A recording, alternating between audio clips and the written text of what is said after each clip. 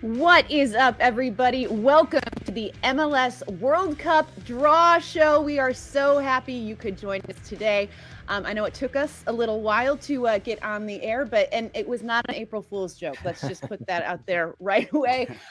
This is such an exciting day for the United States, for Canada, for every team that is headed to Qatar to play in the World Cup later this year. I'm Susannah Collins, and I have an incredible group of guys joining me today. We have Calen Carr. He's a former MLS player featured for the Chicago Fire and the Houston Dynamo, the creator of The Movement, a fantastic show that was on MLS channels, and most recently, a really awesome podcast that you all should check out, 94 Till Infinity. We've got Matt Doyle. He is our very own armchair analyst, one of the best soccer brains out there. You can catch him on Extra Time. You can read his columns on MLSsoccer.com or find him singing some show tunes. We love that about him.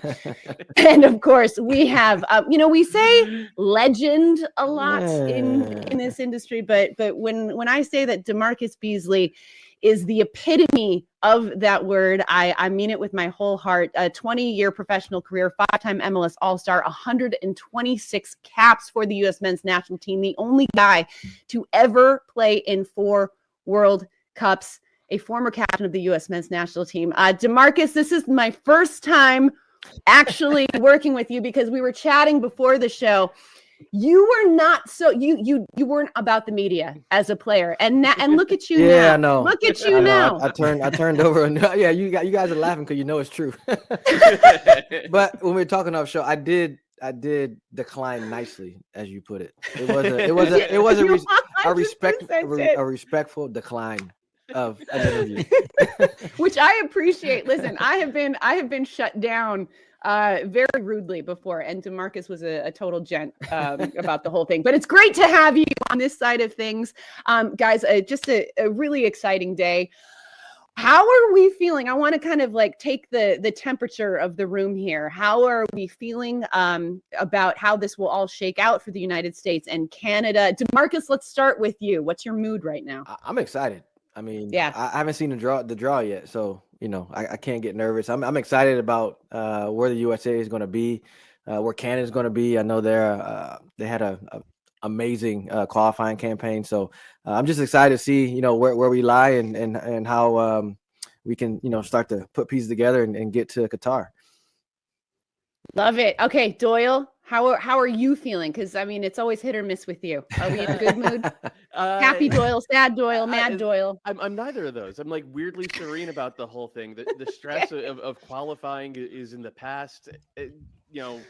Maybe if the draw is bad, we'll be raging by the end of the day. But I don't know. I'm like weirdly confident about this group of players. I think there's a lot of talent. I think that I've seen some progress with this U.S. team. I've certainly seen progress with Canada. So I'm mostly just excited to see what's on the menu for both of these two teams. Who are you?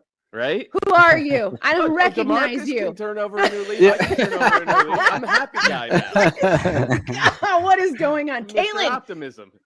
Calen, bring it back down to reality for me. How are you feeling?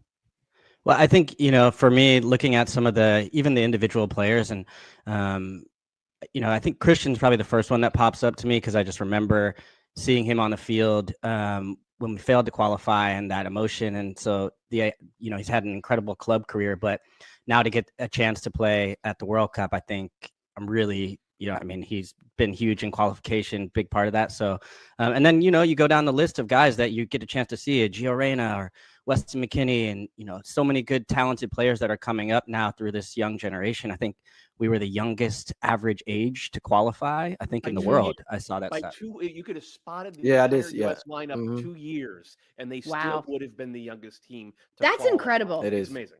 It's absolutely yeah. And then you think about just like when you're at that age too, the other thing that makes me hopeful is you're going to have another 7 months, I believe, because the way the World Cup is scheduled this year, to develop. And I think for these young guys that are in great situations, whether it's Dest under Xavi, or you think of these different guys across Aronson, the groups, the gaps he's made, leaps and bounds just in the last 6 months. So you put another one on top of that, and I think there's more reason to be excited. I love it, guys. Good vibes all around. There's also some good vibes in the comments, as you can see on our screen right there. This is all about you guys. You're going to be helping us drive this conversation. So get in those YouTube comments. I will be monitoring them throughout the show, throughout the draw. We'll be asking questions. So get active. Let's get to the rules of this World Cup draw, shall we? I will be honest, guys. It took me a while to just kind of fully digest how this all goes down, but here it is. We've tried to simplify it for you as best as possible. So the 32 teams are divided into 4 pots, and those pots are all based on the FIFA ranking. Okay, so all the top teams are in that first pot, right? United States is in that second pot. No group can have 2 teams from the same confederation except UEFA. So you will see some groups that will have 2 European teams in it, but that is it. There cannot be more than 2. That's all you get.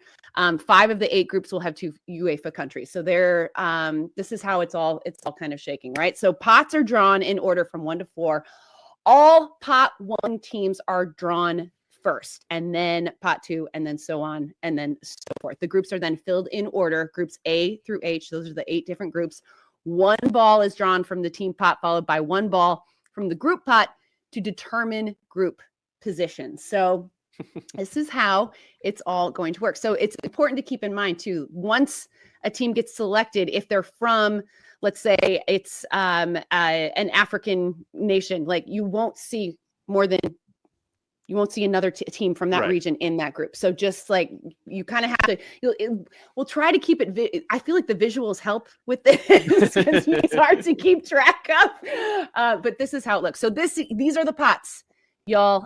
So pot 1, Qatar is in the first pot because they are the host country. So that is why they are in there.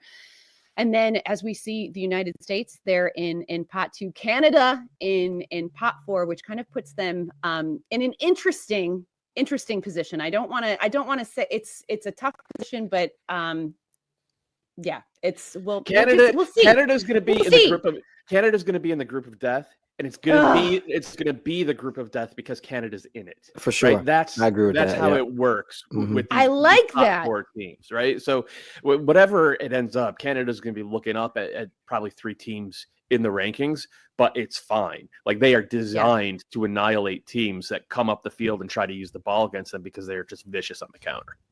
Yep. So then in a way, they've kept the US out of the group of death then because we can't be in the same pot. Right? Yeah, a little bit. Yeah, I like that. Listen. Look at that, Calen. All right. You should be in good PR marketing. Yeah, throwing shots early. I like it. That's a good take. Well, you guys, we've been playing along. There's a bunch of really nifty sort of World Cup draw simulators out there, and we've been having some fun. Just sort of clicking the button, seeing how this could all shake out for the United States. DaMarcus, if you could pick your dream scenario for the US, what would it look like? Well, I mean, for me as a fan, I want to stay away from the host country. I know it's beautiful. It'll be a great, it'll be great for the players to play against, the host nation, the stadium, the atmosphere. But no, we gotta, the dream scenario. I like our chances if we draw Portugal. If we draw a team like Portugal in that first pot, they struggled a bit in qualifying. But at the end of the day, you still have Ronaldo. So Ronaldo's, Ronaldo, and they have that guy. Yeah, they have a very good group. But I don't know. I think if another country I want to stay away from is Ghana, only because we played them the last 3 World Cups. History. So I mean, it's April Fool's Day. Do I think we might get them just because it's April Fool's Day? Probably. Probably. But I mean, I just want to see someone different. I want to see someone new. There's a caveat there though. I feel like if we're not happy with the way it looks for the United States, we can just say like, this is April. Hey, April Fools. Right? Just kidding. Right? Yeah. Is that how it works? I think it's also because the history didn't go in our way, right? In the past, where it's like, Beast is cool playing Portugal, right? Because he's like, we'll go against Portugal because you guys, had that historic match. I wanted to ask you because you mentioned the host country, and I kind of see it the other way, where I just look down that list in pot 1, and I'm just like, the quality amongst all those teams just scares me. True, but I mean, so I go back. Go ahead. No, go ahead. Calen, No, but I was going to ask you because you played against the host country, right? Mhm. In 02? Yeah, South in Korea. Korea. So describe just kind of like that logic there. Yeah, I mean, that was for me. I think our toughest group, or our toughest game. I'm sorry, because of the atmosphere and the fans and there's so much riding on that game. I think it's in a couple different ways. One, because we had just beaten Portugal, so everyone's looking at USA like, okay, this is a team that can maybe do something. Secondly, because we're playing in Korea against South Korea, sorry. And I mean, the stadium was a sea of red. It was all red. And the South Koreans, I mean, they were fit, they were skillful, they ran. I mean, it was the toughest game that we had to play in that group. And I want to hear someone else's from 2002 say something differently from that game. I think that was our toughest group, our toughest game. Oh, look at this. For a Okay, lot of guys, we reasons. have it up on screen right now. Here's the graphic. DaMarcus, this is how it looked in these World Cups, right? These were the groups that the United States was in. And I mean, this is especially, I mean, like 2014 was literally the group of death. And look at what y'all did. Yeah. You guys got out of that one, man. Yeah, we did. And then, and the thing is, just to add one last comment, I think just the energy from the crowd given to their to their players in their home country, that adds a huge amount of pressure as well. So that's why I want to stay away from Qatar. Historically speaking, hosts, other than I think South Africa, every host has gotten out of the group. And that goes back in 1994 when the US got out of the group. That was a big shock. People didn't expect that to happen, but the U.S. crowds were huge. They were not as wild as that crowd that Bees is talking about in 2002 in Korea. I still remember that. It came through the TV at you. Yeah. I can't imagine being there, in person for it. But the question I would have about that is, like, Qatar doesn't really have that kind of soccer culture. You don't see scenes from the Qatari league that leads you to believe that these stadiums are filled up with wild fans. Now that could change for the World Cup. It could have that springboard effect.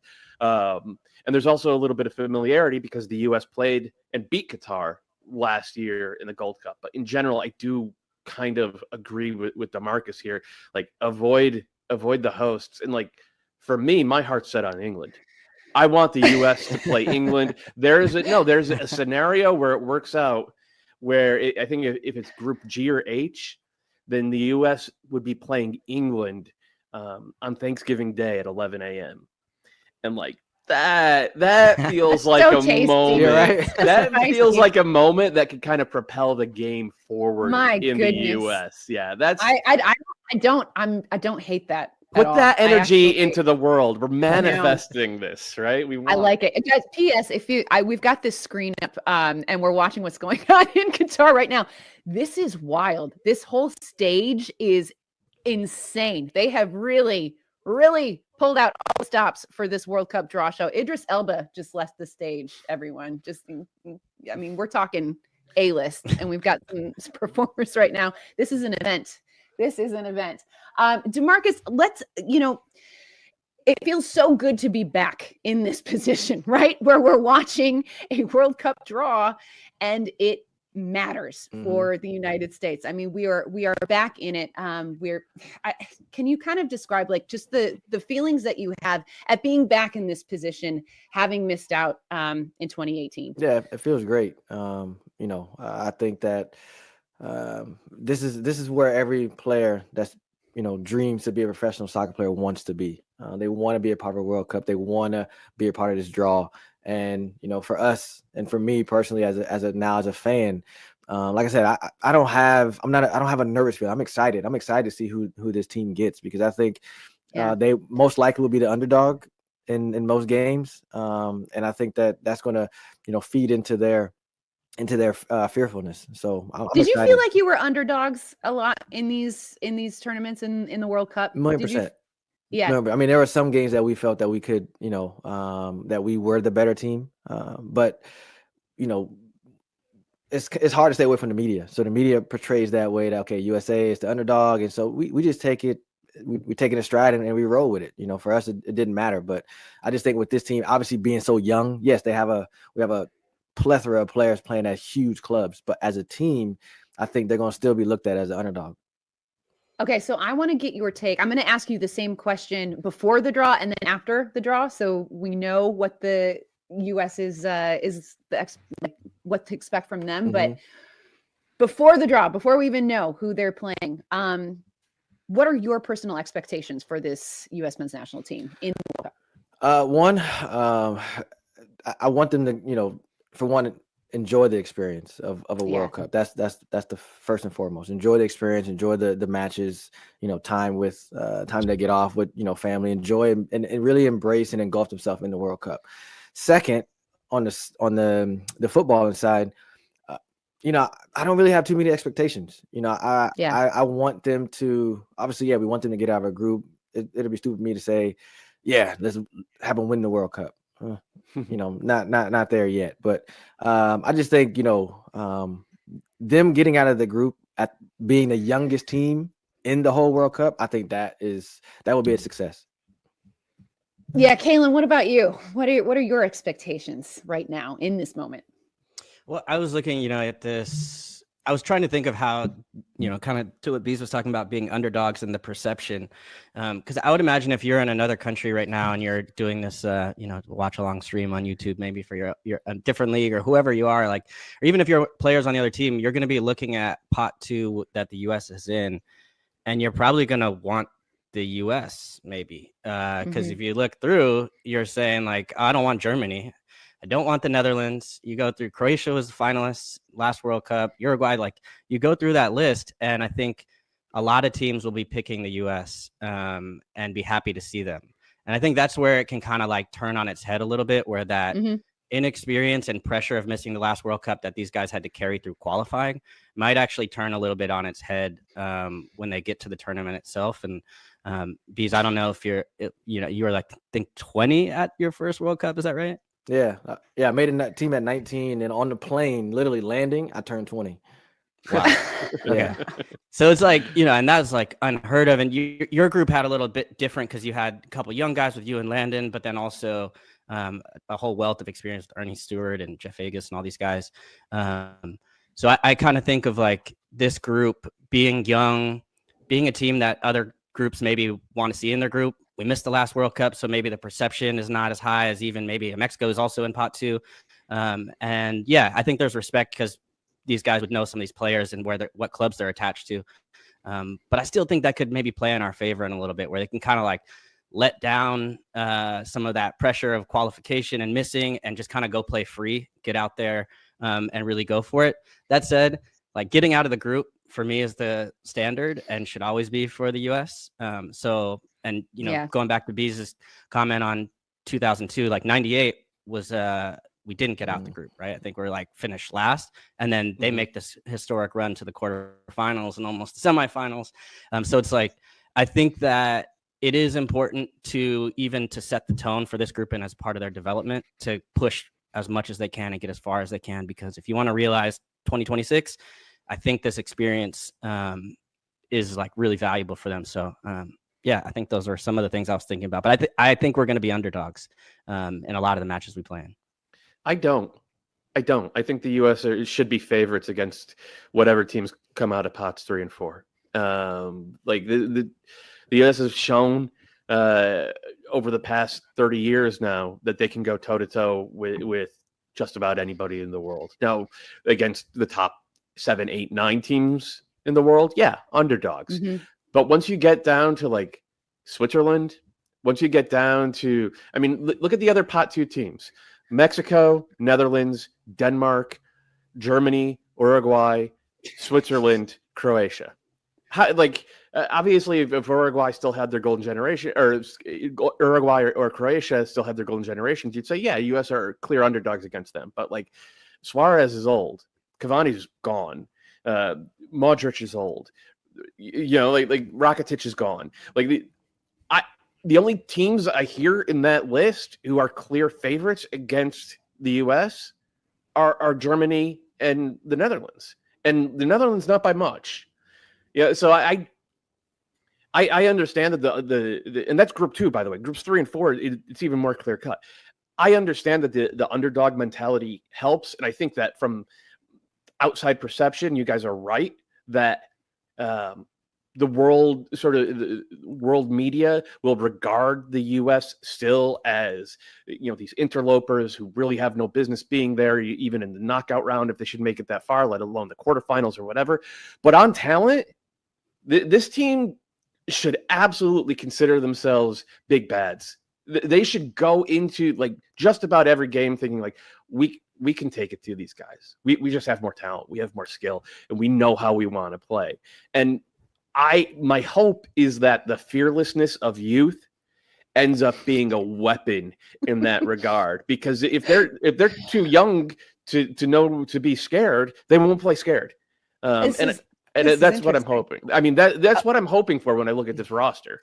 No, I like this. I think this is a really interesting conversation. P.S. guys, a lot of people asking what time the draw actually starts. We are being told that it's going to start. The actual draw is going to start in about 15 minutes. So hang tight. There you go.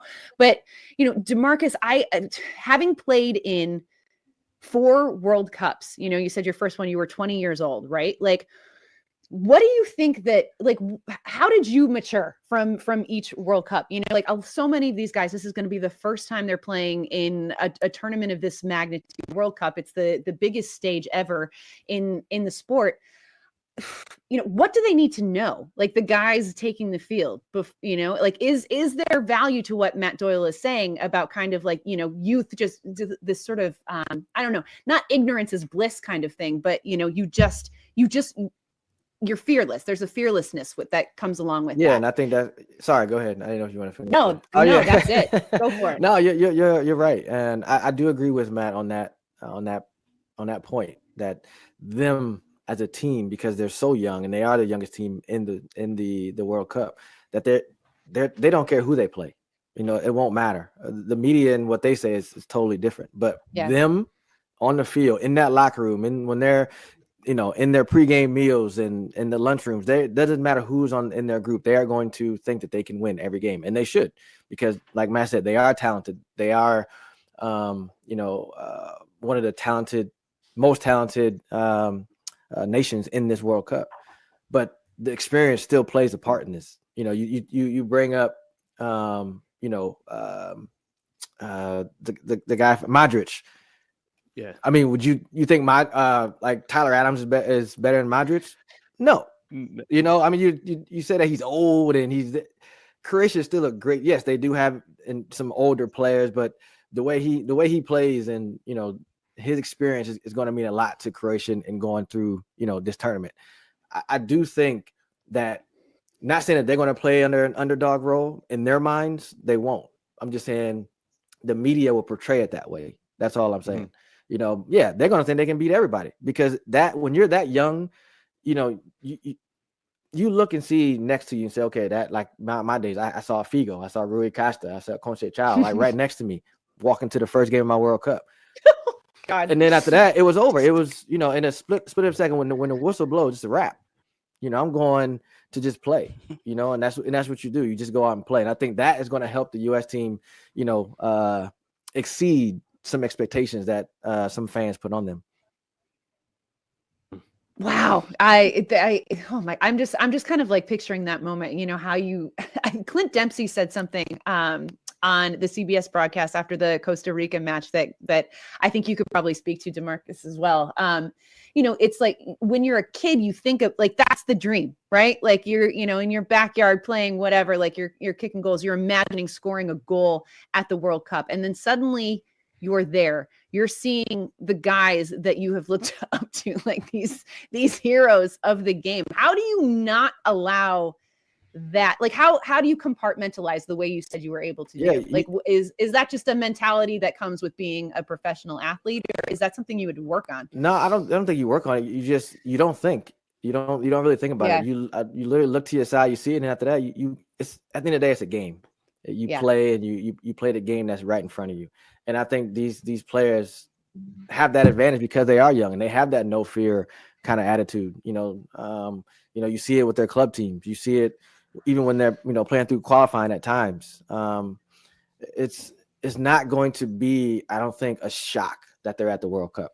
It's not. They expect it to be there. They expect themselves to win games in the World Cup, no matter who they get. And our in my days, and especially well, I can only speak for myself and Landon because we were the two young guns. We had that. We didn't know what to expect. So we just went out there and played the game because you don't know. Yeah, Kobe Jones, Ernie, Eddie, they said, okay, the World Cup is like this. The World Cup is like that. This is a little bit different from what you don't know until you step on the field, and then once they feel that, I'm telling you, it's going to be just like they played against, whoever in the Champions League or in the League Cup. It's just a game at the end of the day. Once they forget it's the World Cup, I'm telling you, it's a game. Wow.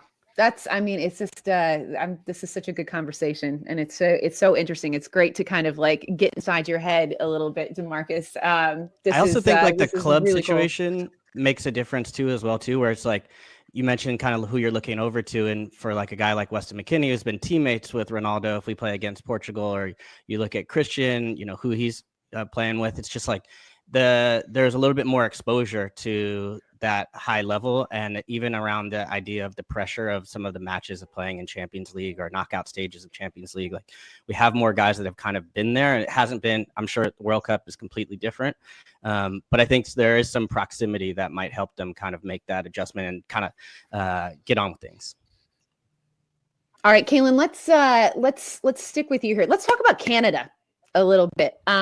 You're pretty familiar. You did a fantastic movement episode, focusing on some of the Bradenton boys. Brampton. We got a Bradenton. Yeah, I was with Brampton. Oh, yay, coffee. Canada has been, just an incredible story to follow throughout these World Cup qualifiers. Just to watch the progression of that team, what John Herdman has been able to do. They've been such an impressive team. I truly believe that they are going to be just such a fun team to watch, a hard team to beat in the World Cup, regardless of what happens. I mean, we talked about it, them being the reason why the group of death is called the group of death, is because of how well they have been playing. What do you think is realistic for this Canadian team in this tournament, Calen? I think they can make some noise. I think they'll probably have wished to not be if they beat Panama. I believe they would have gone to pot 3 today, which would have put them in a better position. So that is one of those things where I think it's tough when you go from the high of qualifying maybe to then having to get up for that last game. And I think that's going to make it a little bit of a tougher path for them. But the thing I like about this group is like the personality, quality. Absolutely. I'll get to that, but the personality to like go, I felt like in the games where they went against the US and they went against Mexico, especially, there was no fear. They liked the attitude of kind of just like squaring up and going at it. And then they have the weapons to do it. So if you look at that attack, if they're able to kind of play a little bit more defensive minded, and then they get out on the break with Alphonso Davies, Jonathan David, you got Kyle Larin, you got Tajon Buchanan, like they got weapons coming from all angles to be able to kind of get him behind and hit on the break. So I think they're a team that can definitely, the way that, you've seen teams kind of like have these shock upsets. I think for people in our region that have been watching Canada play more often, it's not going to be so much of a shock if it does happen. Whereas if they do get into a group with a big nation that you would think is going to be tough for them, like Alphonso Davies just on his own is going to go match up well with whoever you're playing against, right? So I think they can create some real matchup problems for a lot of teams in the world. Yeah, Doyle, you had said that Canada is going to be a nightmare for teams. Why? I want to hear your take on this. That ability that Calen was talking about to just be devastating on the break. When you have Davies and Tajon and then Jonathan David, not even to mention Kyle Larin, you have 4 guys who are just able to eliminate basically any defender 1v1 and get into space and then finish. And then on top of that, I think there's something in a World Cup game where you march out onto the field and the best guy on the field is on your team, whether you're underdogs or not. If you know that you have the best player on the field, it propels teams in a way that is almost unquantifiable. And if Alphonso Davies is fit and good to go and healthy, and let's fingers crossed that he is, Canada's going to have the best player on the field in most of the games they play. Now it's not the same thing as having like Modric in 2018, because he's a central midfielder and he's able to run the show and command games in a way that a left winger or a left back is not able to. But it's still like, we have the best player on the field. We're going to be able to figure you out. So between that and then the variable with Canada is Milan Borjan. He was spectacular throughout qualifying. He played the best soccer of his life over the past 6 months. He has not been that good prior to this run. He's been a good keeper, but he has not been what he was in qualifying. They're going to need the qualifying version of Milan Borjan come November, because as good as this Canadian backline and midfield have been, like, they're going to be at a talent deficit there relative to some of the best teams in the world. They're going to give up chances. They did in qualifying. Borjan snuffed most of them out. He's going to have to reprise that for Canada to make a run in November. DaMarcus, what are your thoughts on Canada and what they've been able to do? I mean, they were such a tough opponent for the US. From a player's perspective, what have they gotten right? How do you sort of assess like the vibe that Calen was talking about on this Canadian men's national team? Yeah, and that's kind of what I wanted to go through. We all know how talented they are, the players, individual players they have, and I said this a couple weeks ago, talking to a couple Canadians. Their environment that they've created, the culture in that team, they are together. They fight for each other. They run for each other. They, if you see if one guy gets tackled, you see the whole team come up and try to make sure that player is okay. That is something that I think a lot of people don't see and realize how important that is. When you go into a tournament, especially a World Cup tournament, you're by yourself. You're isolated. It's only the 23 players, the staff, and that's it. You train together, you eat together, and that's, you guys create that environment.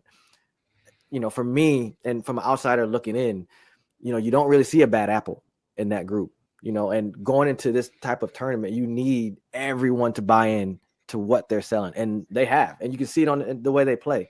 And I think, as much as we talk about their talent, because they are super, super talented and they deserve to be first place in Concacaf, but I speak about their camaraderie, their culture that they've built, from the coaching staff down to the players. That means something, and that's going to be important for them, having a good showing in the World Cup as well.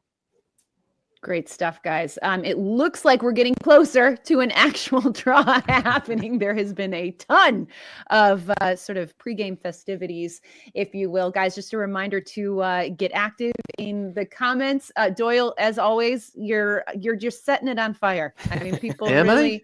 Yeah, really. It was just, I think your conversation, the conversation we had about the US and not being underdogs was it was a talking point for people. There were some people that were all about it, and some people that kind of thought you were. Look at the pot three teams. Look at the pot three teams. Let's ask the chat. The pot three teams are Senegal, Iran, Japan, Morocco, Serbia, Poland, South Korea, and Tunisia. Which of those 8 teams is the U.S. an underdog against? Have you seen Senegal play? I saw them in AFCON. Yeah, Senegal's the one that I would think of, and they're the top. They're the top of the pot 3 teams. Yeah. I would still like our chances. Mane. I would like our chances against Senegal. I know Sadio Mane. Oh man, knocked out his buddy Mo twice in twice in a few months. That's brutal. Yeah, Salah's not still in Liverpool. Yeah. Oh man. I'm just kidding. Yeah, Susannah's a big Liverpool fan. You just threw her whole day off. I know, literally. I'm shook. I'm shook right now. I'm completely shook. Okay, so we're talking about Senegal being a team that you do not want to face. Like, let's look at pot 1, right? These are the top ranked teams in FIFA.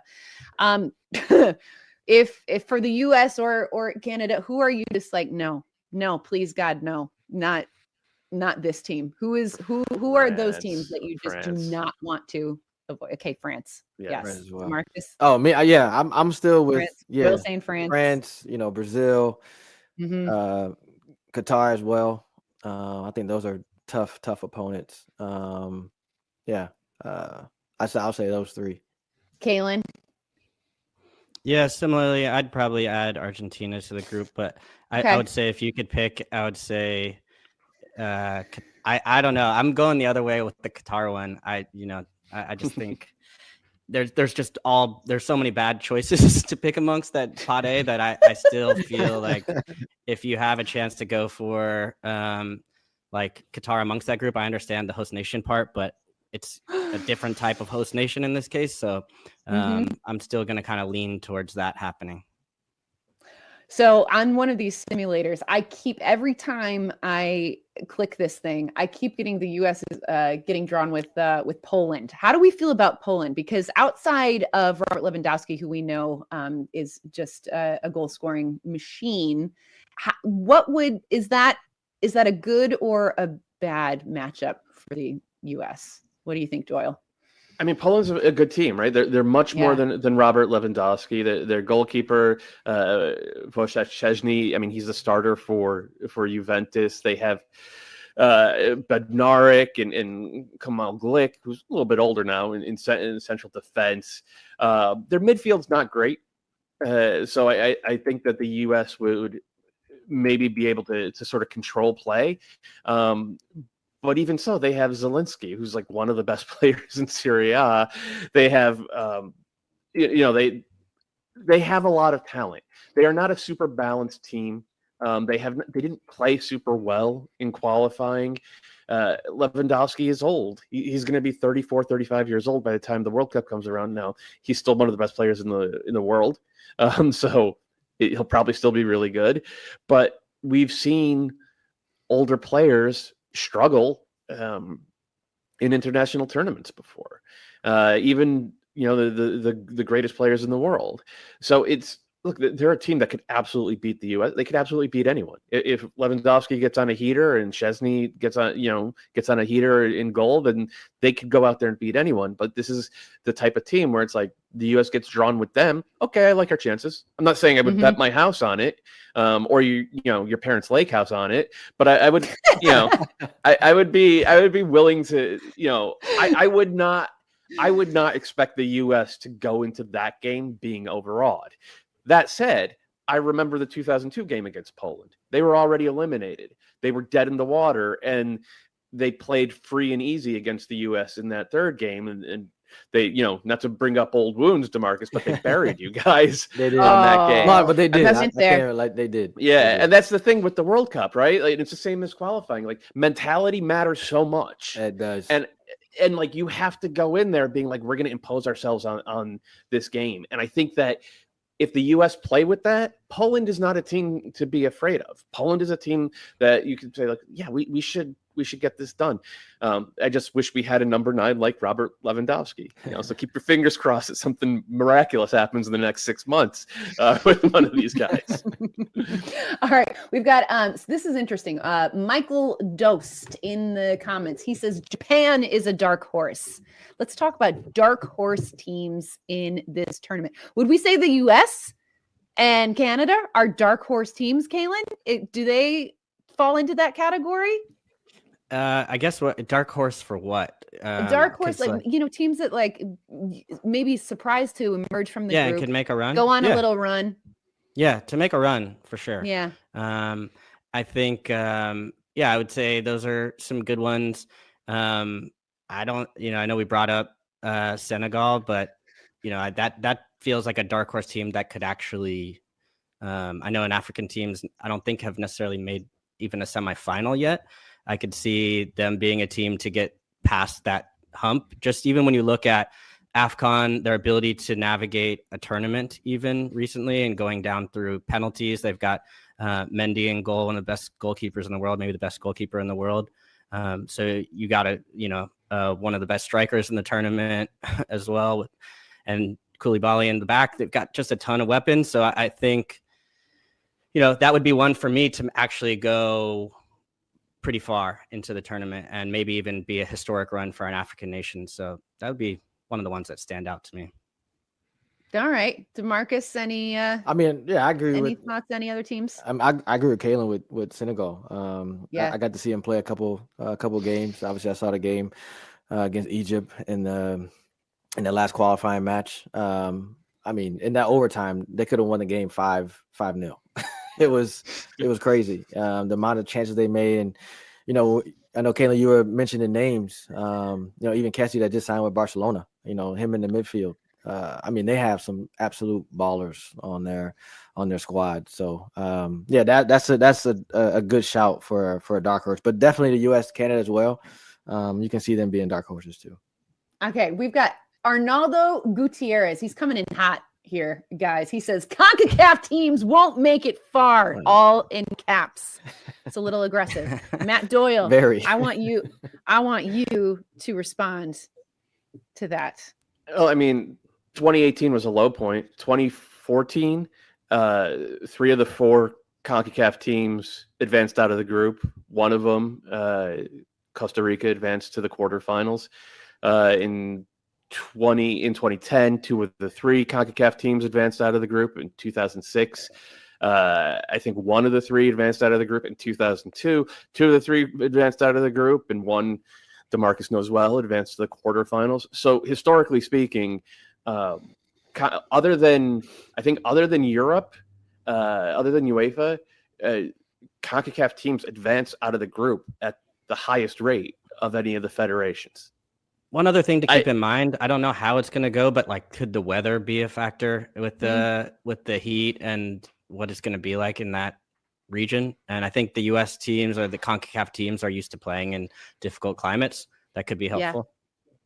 Yeah, for sure. No, that's a good point, and I feel like that's something that we haven't really talked about that much. DaMarcus too, from to have this kind of shift in schedule.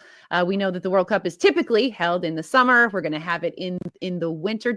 How big of a factor is that for the guys taking the field? Ooh, I think it'll play a little bit of a factor. Especially the experienced players that have played in World Cups. It's usually after a long season, you go and you get ready, you get fit for a World Cup, but now it's kind of in the middle of the season, somewhat in the beginning of it. So yeah, it's different. Now, as far as how you prepare yourself in August, opposed to coming off a season and how you're coming into your environment, whatever country you're from, going into a World Cup. So I think all that's going to play a little bit of a part, and mentally, the players just have to adapt. All right, guys, it looks like we're getting close to this draw actually starting. They're putting up all the rules on screen now. So they should already say, Susannah, you did this like an hour ago. I know, literally an hour ago. Skip this part. They're really stretch it out. But DaMarcus, before the draw starts, I want to ask you about 2002 in particular, where you guys were able to go on that run into the quarterfinals. What does that take? How does that happen for a team? How important is momentum? Can you kind of explain what the mentality of that group was as you were able to accomplish that in 2002? And I think because of the reason why I spoke about Canada and not just so what they can do on the field, a lot of it depends on the environment and the camp off the field as well. That togetherness, I think we were so in tune with each other, and we just wanted each other to succeed. Our group was really, really close. And I think that helps, but it helps, who we got in our round of 16 match. It was a familiar foe in Mexico, yes. Could the game gone either way? But we weren't losing that match. We were not, we got that far, that close to getting to the quarterfinals. I remember the when we drew Mexico, and the first thing that Bruce said when we got to our first meeting, we're winning this match. That's all he said, and then he went on to talk about something else. So just that confidence, being able to, I think that helped playing a familiar team it got to where we felt as even more confident that we can get to the quarterfinal, and we should have got to the semifinal. But should have. if there was VAR, then we would have definitely been there. How often think about that? Whenever someone brings it up, how about that? I'm kidding. Cool. Let's just keep revisiting your pain, DaMarcus. No, but yeah, it's a lot of factors go into that. So and a lot of it will be who they get in their group to see how far and what we expect them to do throughout this World Cup. Awesome, guys. I have good news. The draw is actually starting. Here we go. As we talked about, Qatar getting that A1 spot. So it's all, listen, this is it. This is where it all starts, kids. Okay, so they're going through all of the groups and just placing them first, right? Yes, exactly. So it'll be top of Group B. Or is that, how's this working? Yeah, England's at top of Group B. So that kills my Thanksgiving Day USA England game. Oh, we tried to. There's some very upset Fox executives right now. Dang it. Argentina. Do we want to avoid Argentina or no?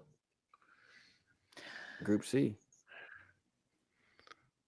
I like France or Brazil are the two that I just want no part of. I think I agree with you. So I would be okay with Argentina. I don't know if I'd be okay with Argentina. I don't know. I don't know about that one. Hey, I got confidence in my boys, but man. I'm saying I'm okay. Like I'm actually, taking the field. Yeah, I got this. It's fine. I'm gonna convince Bees to go for Qatar. If we're gonna go knock it down one by one and be like, you don't want Argentina, man. Come on. Oh my goodness gracious. For Doyle, I want England. I still want England for Doyle. I know. That'll end friendships, man. Oof. You guys, I'm getting destroyed. What? You would be okay with Argentina? Literally, just annihilated on the comments. Listen, you're welcome. I just wanted to give you some fodder, some stuff to talk about. I wanted to take the heat off of Doyle. That's that's what I'm doing. That was my strategy. Appreciate it, Suze. I got you. France is Group D. France is a nightmare for the U.S. because France can just sit there and absorb and just. Yeah. I mean, they played in 2018 the way Canada played in qualifying. They're like, we'll have 40% possession. It's fine because we know that in those transition moments we're so much better than you. And the U.S. did not handle that well. So avoid France at all costs. Yeah. Yes, agreed. So what do we think about Belgium and Spain? We haven't talked about those countries yet. Belgium always scares me. What do you guys think? I feel like they're just. I mean, the U.S. is underdogs against every one of these teams, other than Qatar. The one that I think is the narrowest margin is probably Portugal. Spain, it could go either way, right? They could have 90% possession and not put the ball in the net. Mm-hmm. We've seen that happen with them before. Belgium is they're so talented, and they've been good at recent, major tournaments. They haven't been as good as their talent says, and now those guys are in their 30s. They're breaking down a little bit. De Bruyne isn't the player he was 2 years ago. I don't want them, but I would rather face them than France or Brazil. Yes, I mean, but the U.S. is going to have to play great no matter who they face. That's the thing. Yeah, for sure. DaMarcus, were you as a player? Were you watching these draws? Were you super tuned in, or were you kind of nope? No, you watch it. No, you watch it. Yeah, you watch it. You don't want to wait to you see it online or someone texts you and say, "Oh, we got Brazil." Blah blah blah. No. You're watching. You're there. I guarantee even when you're. I know they're back with their clubs. The coach. What's their training right now? No. The coach will put the training around the draw to make sure you can watch it. Yes, it's good to know. That's good. Do you remember 2014, the Group of Death? Do you remember where you were watching that one? Where was I at? Off the top of my head, I don't. Okay, I don't remember where I was. Yeah. Where was I? Man, I don't remember. Yeah. I would imagine a lot of these guys will be like with their clubs watching today. Yeah, for sure. Yeah. For sure. Like at the training facility. Yeah. Wherever they are. Usually they make they'll curve training to make sure it's they can watch the draw. All right, guys. Well, looks like pot one has basically been allocated. We know that Portugal's going into Group H. Okay.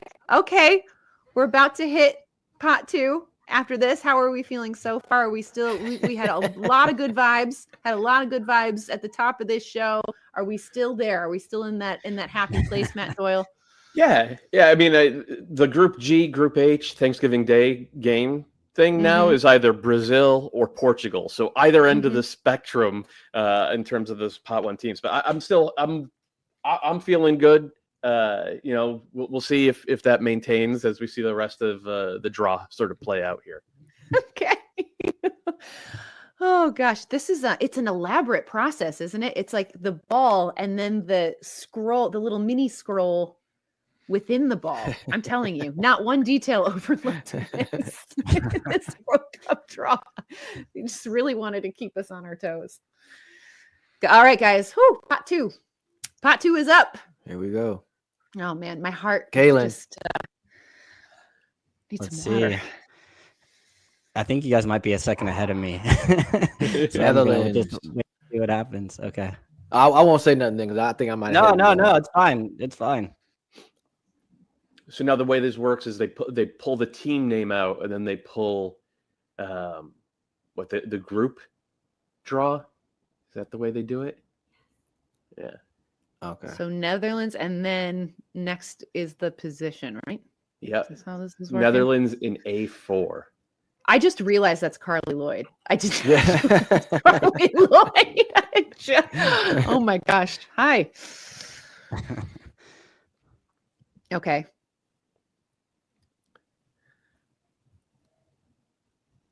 So the U.S. are not drawn in with the hosts. The U.S. cannot play Qatar in the group stage. Okay. Canada still can. We're next. Here we go.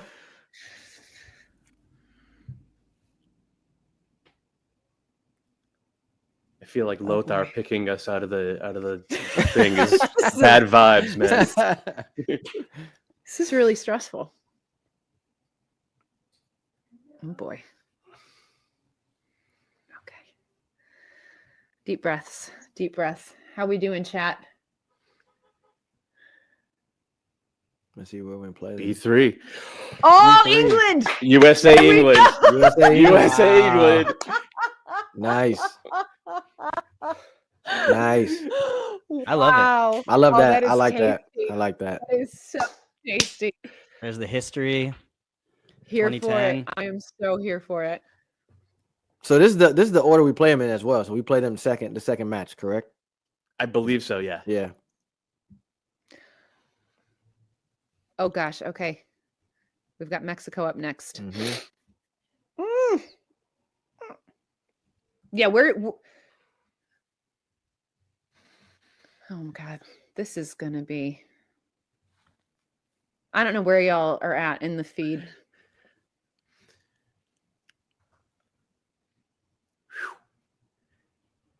My brain is still processing that I kind of got what I wanted with USA. You did say it. You did. Are you? You I put hope in that the doesn't come atmosphere. back on Yeah, me. you put it in. You put it in.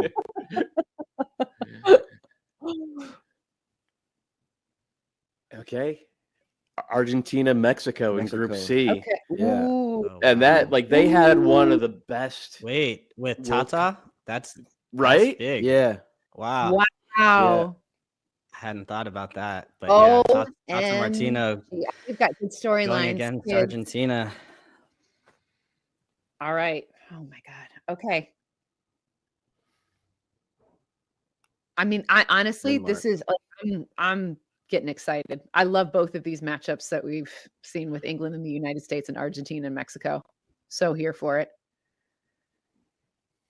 I think that's a good start.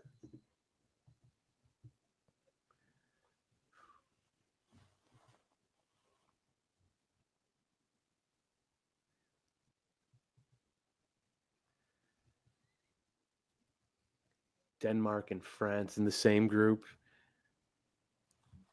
Whew. Oh boy, I'm sweating. Hey guys, in the chat, let us know what you're feeling about this USA England matchup that we will see. Let's give us your thoughts. Is this good for the US? It's good for England? Is it just good for everyone? I know it's good for neutrals. Germany and Spain. Oh my goodness, we got a group of death, folks. Group of death, guys. Group of death alert. Wow. I hope Canada. I really hope Canada avoid that one. Yeah, now that we have the U.S. and Mexico, I'm thinking about which group Canada's going to fall into. Yeah. Oh boy. I mean, you got Belgium, Brazil, and Portugal. Yeah. This guy that announced Germany too, he's just like, oh man, I think they're feeling this too. This is some crazy energy. E3. Okay. Whew. Whoo. Okay, the majority of the chat is pro England.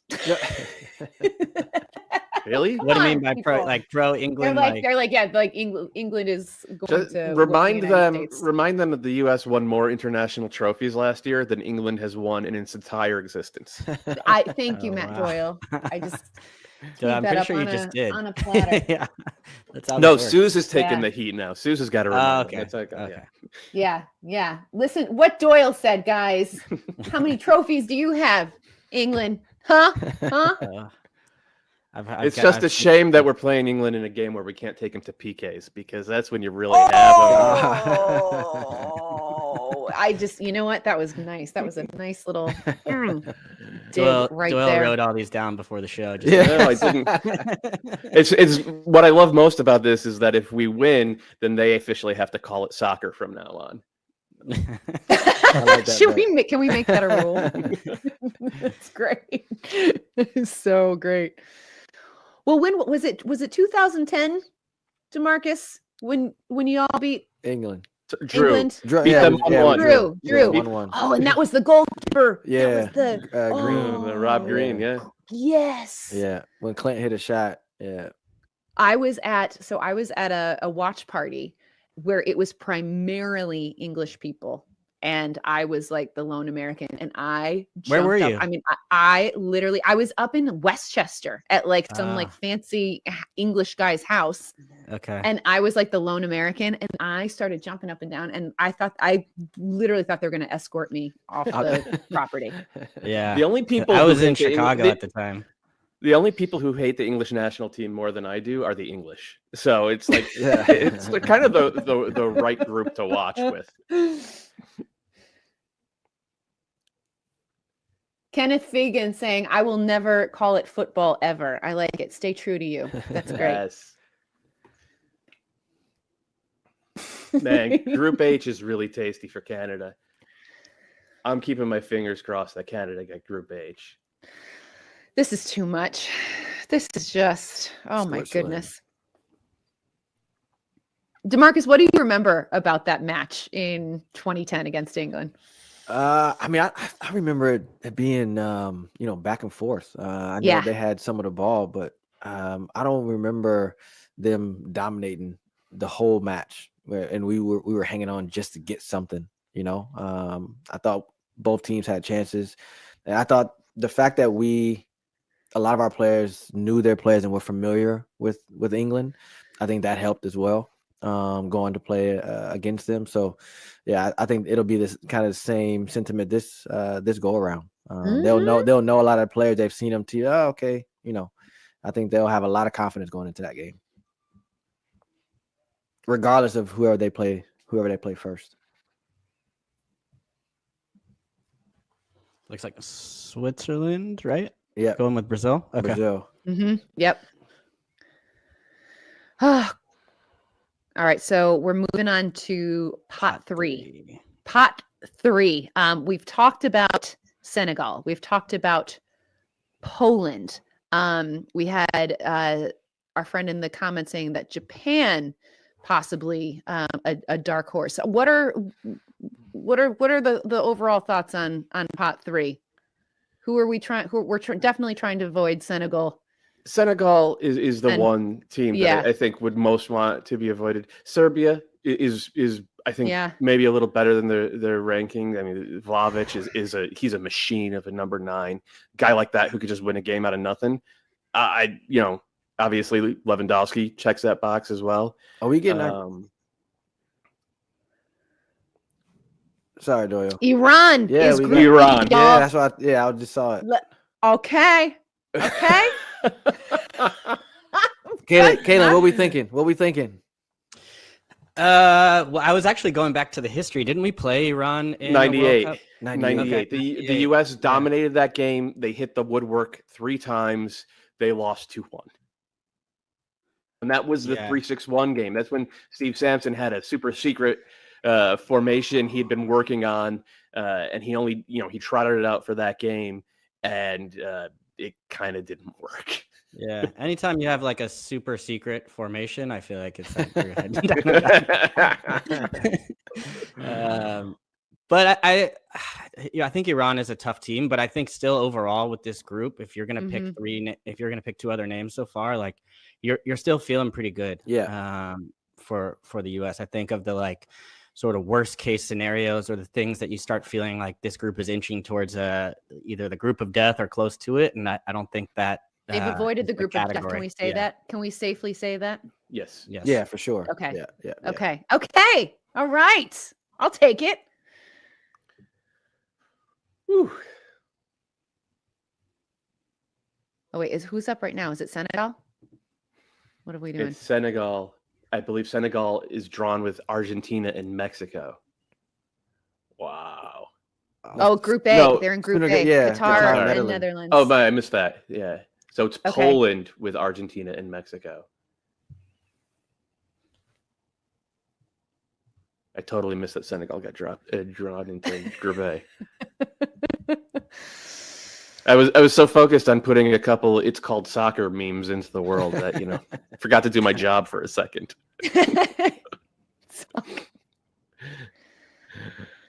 Okay, so as these groups start to take shape, what is ideal for Canada at this point? Is there Group a H. preference yet? Group H. Group H. Yeah. Yep. But y'all Portugal and Yeah. Uruguay, those are the 2 that I think Canada would want. Okay.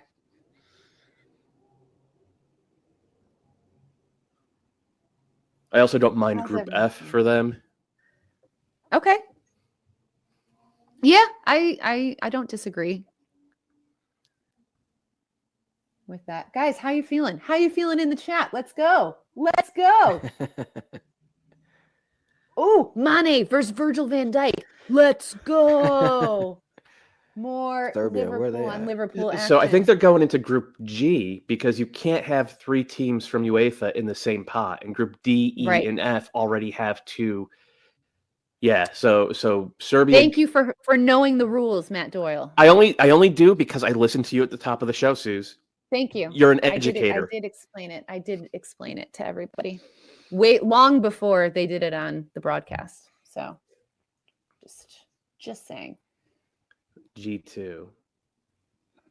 I would not hate Group G for Canada. Now, obviously, Brazil is tough right there, but like they can get at Serbia and Switzerland. Okay.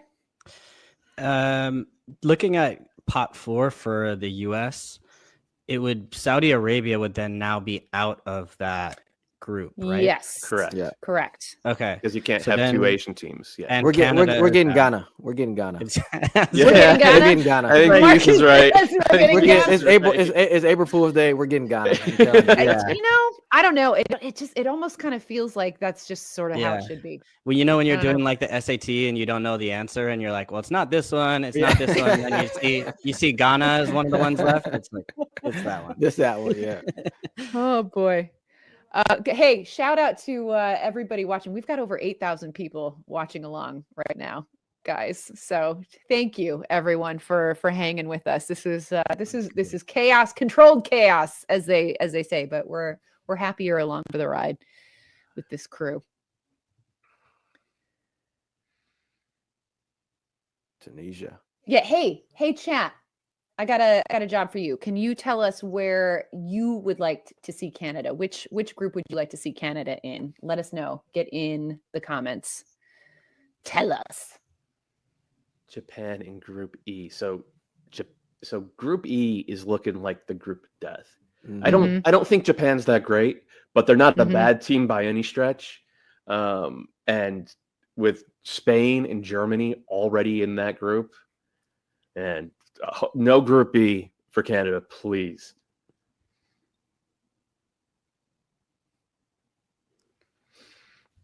We know they can't go to Group C, right? So that's out because Mexico's in there Correct. too. So that Yep. avoids Argentina. And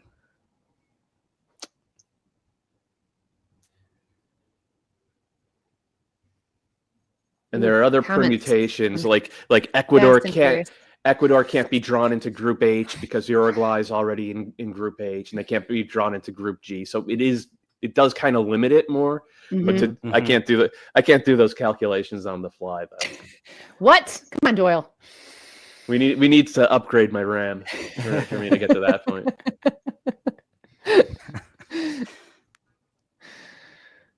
The real excitement is Monday with the Nations League draw. This is just the appetizer. Yep. Well, I like that. Morocco. I'm seeing a lot of Group F, a lot of Group H for Canada. That's what Yeah. people want. F and H are the two F and H. that we want. I wouldn't Some mind. people, I there's wouldn't some mind Group people A. going hard on E. Like, that's just mean. I mean, clearly. Come on, let's be nice. So do you think Group E is already a group of death because it has Spain, Germany, and Japan? It won't matter. Feels like it. Yeah. Right. Is there any other group that has the potential? I mean, like, what I don't really. I think that has to be the group of death, right? I think so too. Yeah. Like our group is pretty tough if we got the wrong pot 4 team. But I don't. Like if you have Spain and Germany in the same group, like that's a nasty group. Yeah. I mean, Group C isn't fun either. With Argentina, Mexico, Poland, that's just not. I don't know. Well, didn't we say before it kind of hinges on where Canada goes, right? Yeah, you're right. So I think another Asian team being drawn into Group H makes it so that it's even likelier now that Canada gets Group H because Saudi Arabia can't go there. The AFC versus CONMEBOL winner can't be drawn there either. Okay. So I think Group H would be good for Canada, right? Yeah. Bora. All right, we are on to pot 4. All right. All that remains. And for our young Cameroon, Canada, Ecuador, Saudi Arabia, Ghana, and then we've got the playoff teams that are yet to be determined. Those are happening in June, I believe. Is it icy playoff 1? So that's Is that the Asian Wales Federation. Oh, okay. No, it's Asian 5th place versus Peru. So it's Peru, Australia, or the United Arab Emirates. Is that correct? I think so, yeah. Mm-hmm. And they're going. And then we have that Costa Rica, New Zealand, and then Wales, Scotland, Ukraine is the European playoff.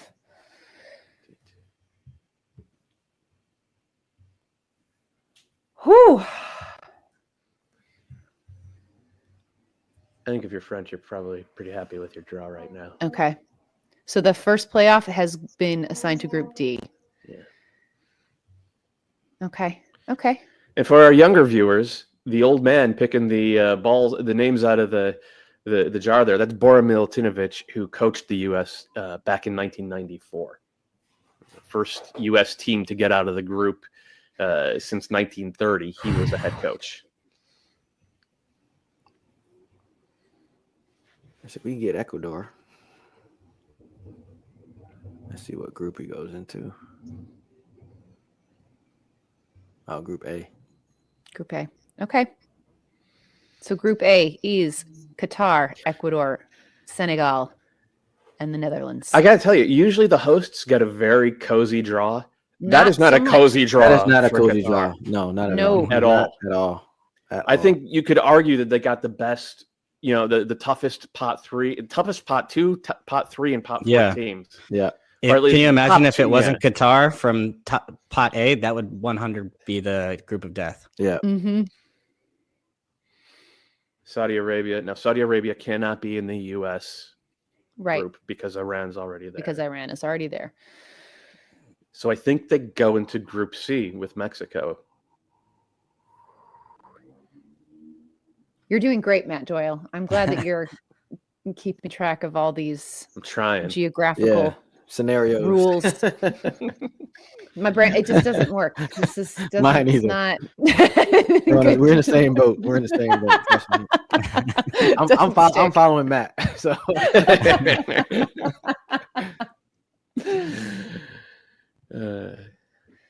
this is not a bad draw for Mexico at all. Okay. Poland, Saudi Arabia, Argentina.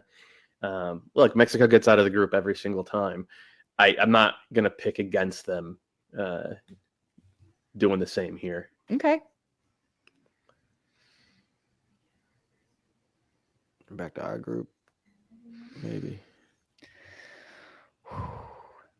See playoff 2. So no, it won't be this. This is Okay. playoff 2 is Costa Rica versus New Zealand. So I believe these are the sacrificial lambs in Group E.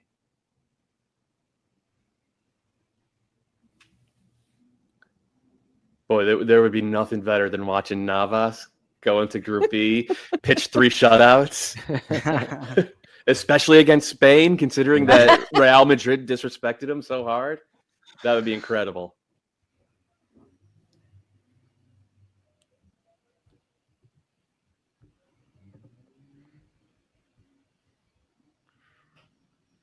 It's going to be Ghana or Cameroon. It's got to be for the U.S. It's got to be Ghana. You're right. It's got to be Ghana. It's 100% got to be. Wales, Scotland, or Ukraine. European playoff. Okay. Okay. Wow. Okay. So I think it. So that is between Wales, Scotland, and Ukraine. Yeah. Mhm. So I think that is the 4th team in the U.S. Okay. group. B. Yeah. Yep.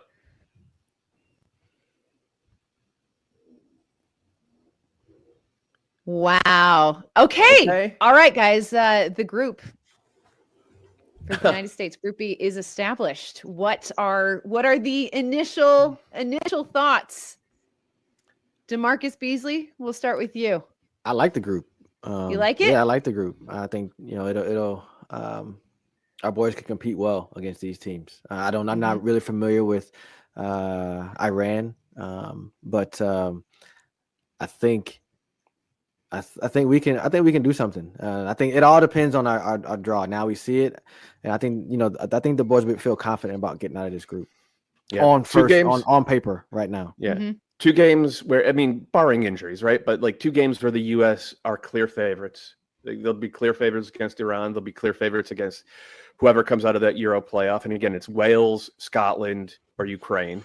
And then 1 game where the U.S. are underdogs, but the U.S. have won games as underdogs before. It's not the easiest group. It's not the group of death. I like the U.S. chances. I really like the chances to get out of this.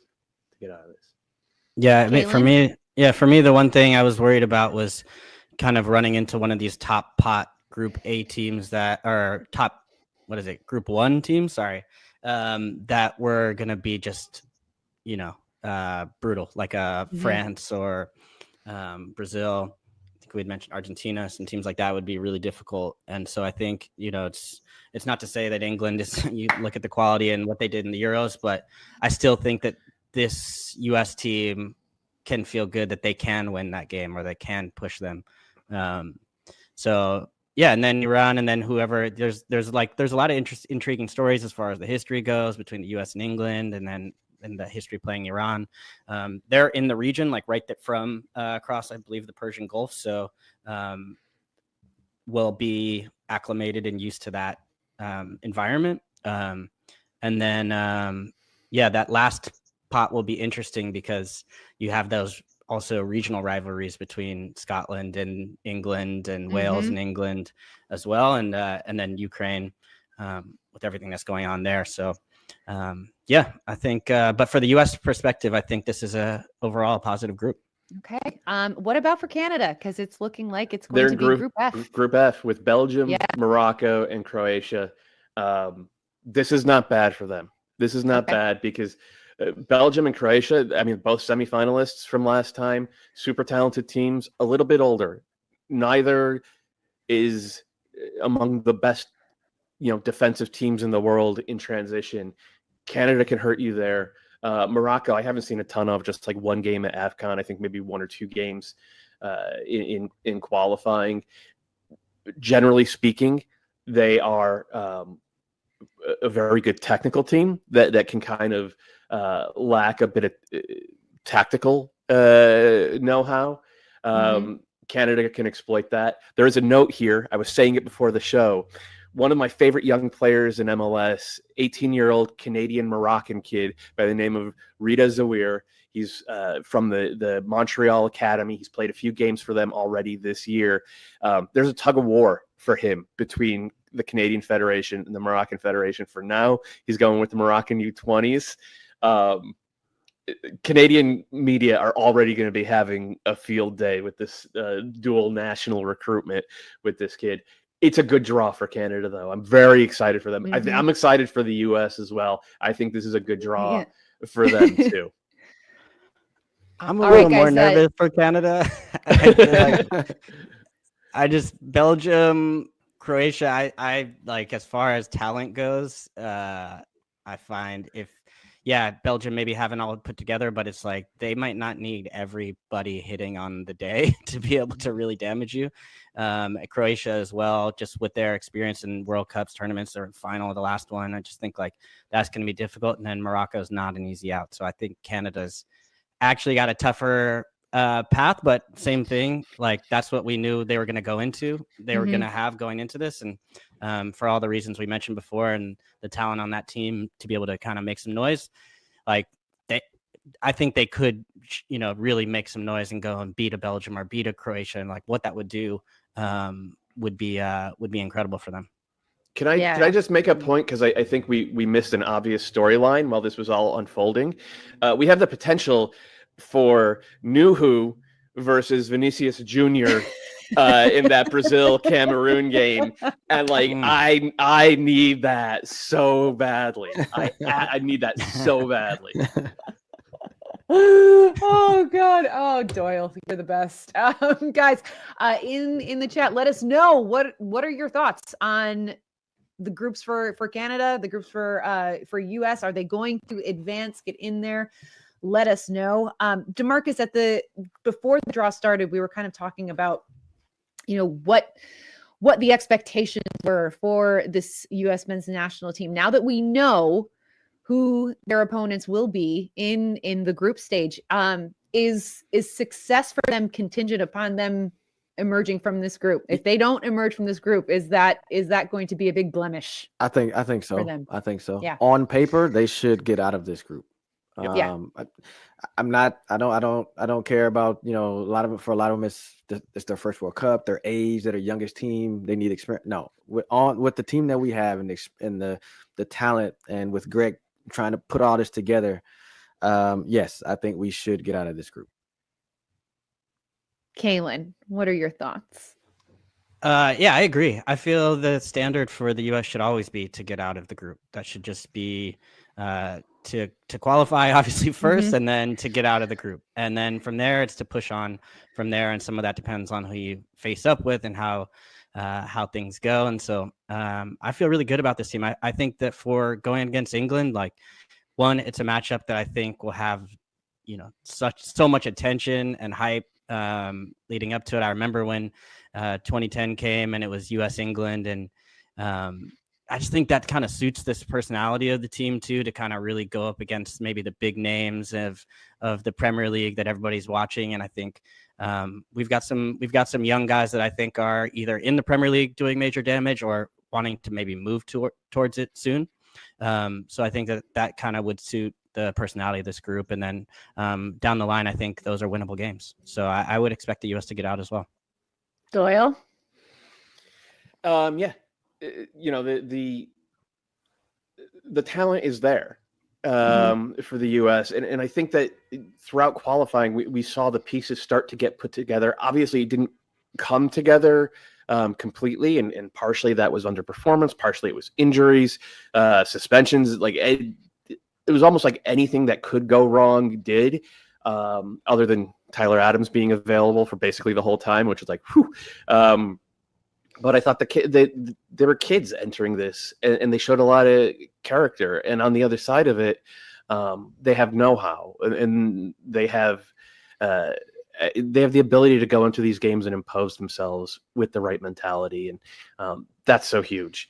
And when you have that, and you have talent, like it's a pretty good combination. I'm really looking forward to it. And I need to say, I didn't get the USA versus England on Thanksgiving dream, but it turns out this game, it's on Black Friday. November 25th is Black Friday, so it's the day after Thanksgiving. So it's still gonna be a spectacle here. It's still a day off. Like it's that's still a day off. Not for us, but this is a Black Friday I'm happy to work during, because it's like what better reason than that. I'm pretty jacked. I'm pretty jacked for this. Pretty jacked. All right. Well, here is what the schedule looks like for the United States when the World Cup starts. November 21st will be their first match, and that matchup to be determined, that is going to be, it will be either Wales, Scotland, or Ukraine, depending on what happens in that playoff. And then, as Doyle mentioned, on Black Friday, November 25th, the big matchup against England, followed by a game against Iran on November 29th. It's funny because, DaMarcus, you mentioned this, like the familiarity with England, and a lot of the guys will have played with some of these guys on the England squad. What is, when you have that kind of familiarity with a team, how does that change the mentality? Like, are you like more just ready to go after? What does that do for the mentality of a player? It really does, because I spoke a little bit about it when we played Mexico in that quarterfinal match. Yeah. We knew them. We had played them. Well, not myself personally, but the history with the USA versus Mexico.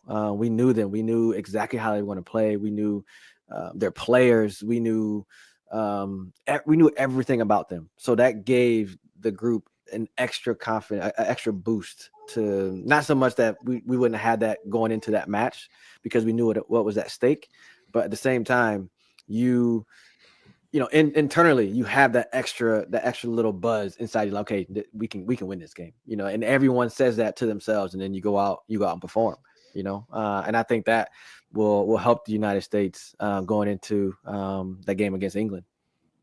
Yeah, Bees, I think a lot of people are going to look back towards that last World Cup match against England in 2010 that you played in.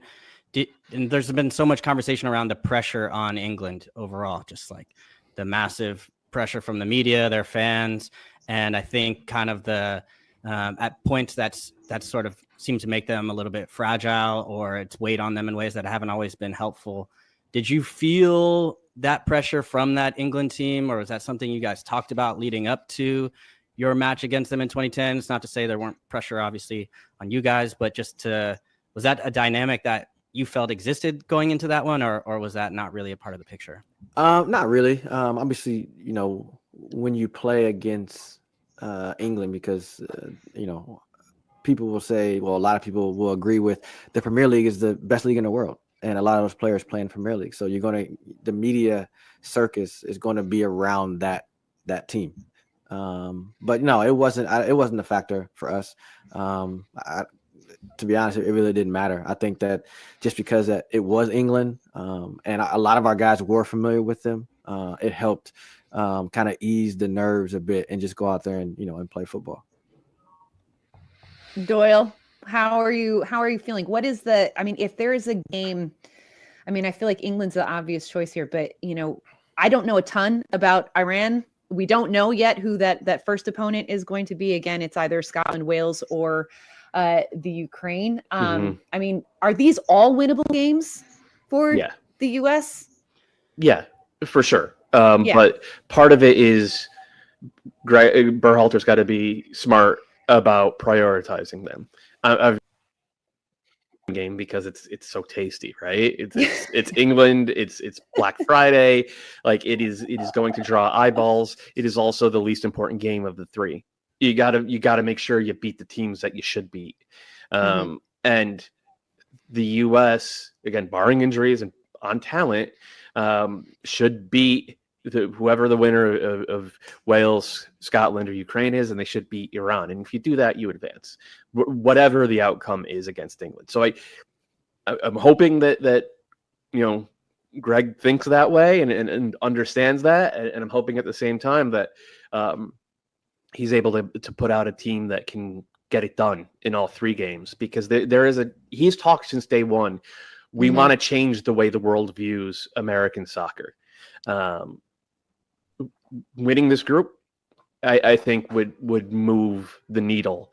Winning this group with a strong performance with 3 points over England would move the needle in that regard. Go ahead. No, we got out of the group of death in 2014. Yeah, and the US topped England's group in 2010. So the obvious answer here is bring DaMarcus Beasley back. Bring DaMarcus Beasley back. Hey, you know what? Let me start stretching right now. Hold on. Let me get my. We know Jesus still got it. Like, no question. Okay, no let's talk about Canada now. In the same sort of question about expectations for them, right? This is a team that has not been to a World Cup since 1986, right? Are the expectations, when you look at the group that they are in, Group F, do they have to emerge from the group for this to be successful? Is just getting there, success enough for them? What do you guys think, DaMarcus? Go ahead. Oh, go no, or Doyle, go ahead. Whoever. They're playing with house money. With house money. So the only expectation I have for this Canada team is to play loose and without fear and let the chips fall where they may. Put on a show, because just being there is, and I know that the players won't think this way, but honestly, just being there is good enough for Canada, given the way they played, given where they came from, and given what their future is with this great young group. So just all I'm asking for Canada is to go out there and play loose and open and without fear. And if they do that, they'll put on a show, and that alone might be enough to get them out of the group. Mm-hmm. When you were talking about the changing the perception of the American team, I think Canada has the biggest opportunity to change the perception of their country from a footballing perspective. To be for their first World Cup in 35 years, I agree. The expectations are probably not for them to get out of this group. I think they can. It's not going to be easy, but the thing I like about this group, maybe more than anything, is they seem to kind of set their own expectations. I don't think they were expected to finish top of the region by any means, That's true. But they seem to kind of continue to push themselves on to new heights. And I think they have a chance to really make some noise. And even from, I can't help but think of it from the individual player perspective too, where I think a lot of these guys are going to end up, even some of the guys that are in MLS right now, they're going to be playing, are going to have opportunities to be on the world's biggest stage and maybe get a big move to somewhere else. Or even you look at guys that are already in Europe. I think they're going to be able to be there. And you could see Jonathan David, Kyle Aaron, some of these guys get even bigger moves to even bigger clubs after a World Cup like this. So I'm excited for them. Yeah. So when you look at these matchups for Canada, in order for them to advance out of the group, what is their path to do that? When you look at these games, where do they have to get the results? What's realistic for them? What do you think, Doyle? Figure out a way to get a point from those first two games. And then who's their first match? Belgium. It's Belgium, Croatia, and Morocco. So if you figure out a way to get a point out of those first 2 games, and then you go into that Morocco game with everything there to play for, because 4 points almost always gets you out of the group. I think that would be the most plausible path. But that said, this is a World Cup. We've seen teams fall on their faces before. In 2014, Costa Rica was drawn into the same group as England, Italy, and Uruguay. Costa Rica won the group. This Canadian team is better than that Costa Rican team. They have more talent than that Costa Rican team. Like maybe just get a point against Belgium and Croatia. I guarantee you that John Herdman and those Canadian players are not thinking about it like that. Though from where I sit, that is certainly the most plausible path for them to advance. Okay. DaMarcus, what are your thoughts on Canada's expectations and the likeliness that they can emerge? Yeah, I mean, I look at it and I look at that first game, and you look at Belgium and you think, will they take them lightly? Obviously they don't know. 2002 vibes. Yeah, right? I always, I look back to some of those matches that I was a part of, and it's one thing you look at Canada and you say, okay, yeah, they're an easy draw. They haven't been to the World Cup, as Calen said, in 35 years. They do have Alphonso Davies. That's one player. So I think they can get something out of that first match. I really do. If Belgium don't take it as seriously as they should, they could get a point. They could really ruffle some feathers in that first match. So it is a tough group for Canada. I think that I'm really excited to see Buchanan play in the World Cup. Him on the wing. You guys are saying, their counterattack is ruthless at times with their speed. So I'm really excited to see him get a chance to play at the highest level in a World Cup. So, but yeah, I think they'll surprise some people, but I don't think they will have enough to get out of this group, in my opinion. Okay. Bees, from those World Cups, how important is that first game? Because we brought up Portugal. I remember Clint's early goal against Ghana. As far as setting the tone, how important is a first match in a World Cup? Very important. That's probably the most important match in the group. You don't want to lose. You have to get something. If you get a point, great. That's one of the things that every coach that has said the same thing, from Bruce to Bob and Jurgen. We have to get something in the first game. It doesn't matter who you play. That first point or that first 3 points sets the tone, for the rest of the group. So it is very important to get off on the right foot for sure. All right. Well, as we look to close things out here, DaMarcus, what do the next sort of 7 months look like for these guys that are hoping to be called up, hoping to make this World Cup roster? What are the priorities? What are you focusing on? What does that look like? Yeah, it's different, and a lot of some of the players will take it differently, because you got Christian, you got Gio and Weston and Musa, the guys that know they're going to the World Cup. We know it, they know it. We can say it, but you have those fringe players that they're kind of right there. They're like the 25, 26. They sometimes in their lineup, sometimes they're not. Those are the ones that's going to be pushing, and I mean they need to make sure they're staying or playing at a high level and consistently. Because you look at the past teams that I've been a part of, and there's always one surprise. Always. I mean, you look at, and I'll be honest, I was surprised in 2002. I wasn't the mainstay in the group. You look at 2010, where Herc, he wasn't really in the group. He wasn't really in qualifying, but he was a leading scorer in Mexico during that time, and he got into the World Cup squad deservedly. So there's always going to be one surprise. So I just think it's a different mentality for different players and where they are with the national team. But everyone's going to be thinking about it when they play, when they train. It's going to be in the back of your head because you can't get out of it. But everyone's going to be excited about it for sure. Let me ask you this, please. We have the Nations League coming up in June, right? So it's right after the end of the European seasons. Long, grueling seasons for these guys. Do you think bring them to the Nations League to get them more reps playing together, or do you just shut down for 6 weeks, guys? Make sure that your hamstrings are good. Make sure you're ready to go because from August to mid-December, like it is going to be 5 straight months for these guys of just playing ball basically 2-3 times a week. Yeah, that's tough, man. Yeah, that I don't know if you take your first team to the Nations Cup. You know, is it good to, keep consistency and get your first team games and, rhythm and all that? Yes, 100%.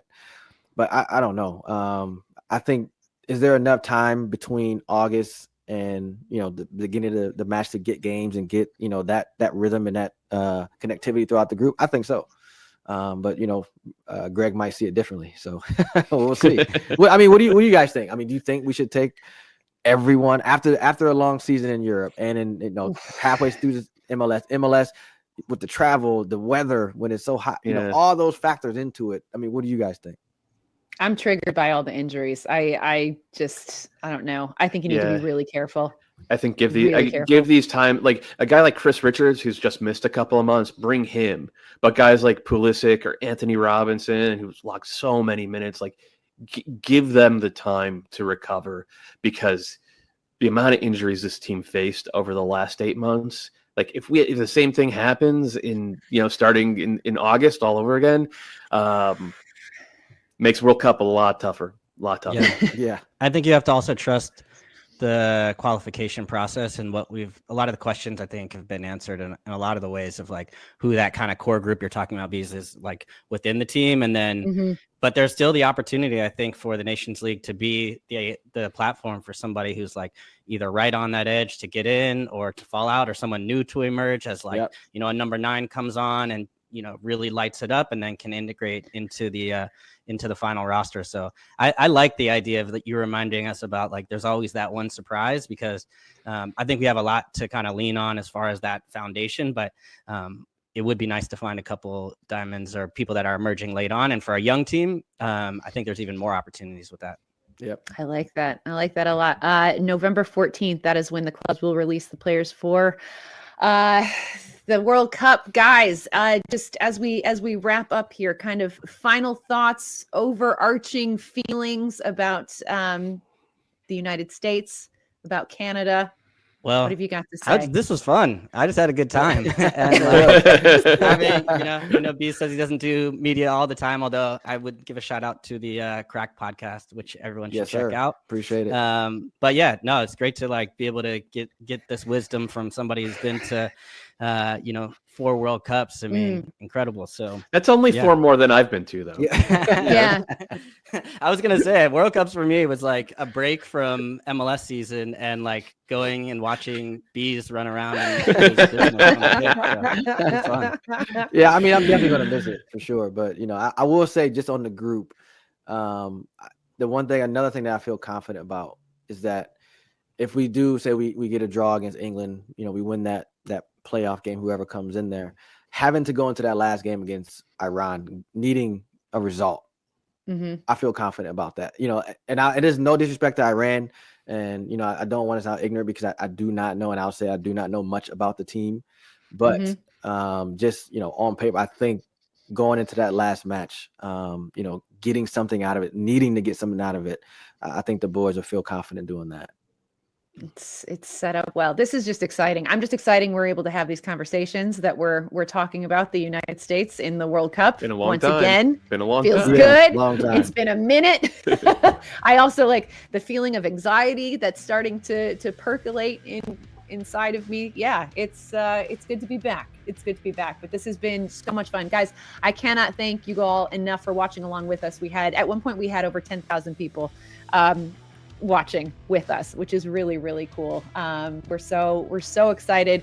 We cannot wait to watch Canada and the United States playing in the World Cup in Qatar. Guys, enjoy your weekend. MLS action is back this weekend. Y'all go to MLSsoccer.com for a full schedule. We got some good matchups on tap, so you don't want to miss that. But for now, thanks for joining us, guys. We'll see you soon. See you guys. Thank you.